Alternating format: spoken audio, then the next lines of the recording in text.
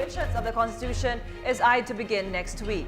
Majority of the members of the ruling majority are pushing for the lifting of term limits for all elected officials. Freddie Abando reports. The House is expected to kick off floor debates for Speaker Feliciano Belmonte's resolution to amend restrictive economic provisions of the Constitution by next week.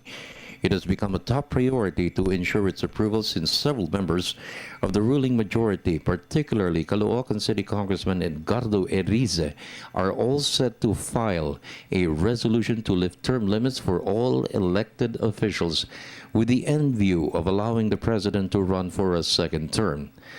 The ruling majority, led by the Liberal Party and its coalition allies, are bound to convene for a caucus to clarify if the president will move for his extension or not.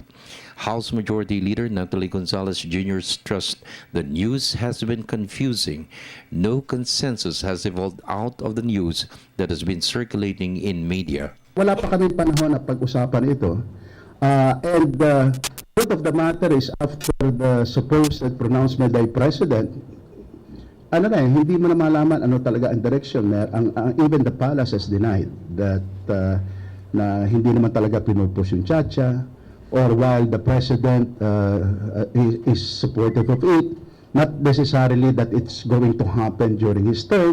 So, tapos even dito sa House, iba-iba ang mga pronouncement, even coming from the LP. Erice's resolution is due for filing next week, but the floor debates for resolution number 1, which is purely directed for economic provisions, will be an opportunity to introduce his resolution as an amendment to be included in the Belmonte resolution.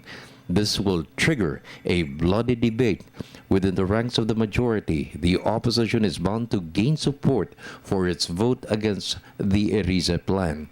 It's a numbers game. Erice's amendment may pass. One thing is sure, pag pinag-usapan mo ang political chacha, then you get the national attention immediately, and particularly when the issue has been raised no less by the President himself.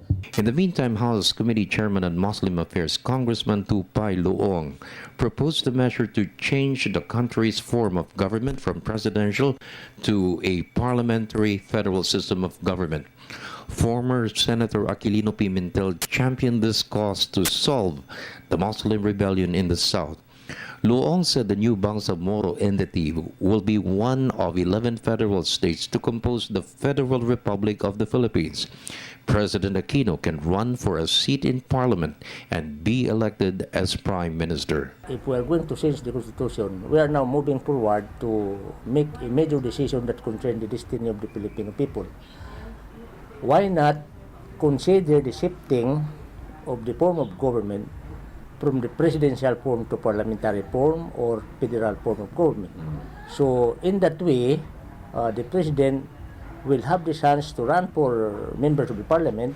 If the people will approve that, then there is no need for us to argue on why we are going to allow the president to have another term, because there is already a sense of the form of government. For the People's Television Network, this is Freddie Abando reporting.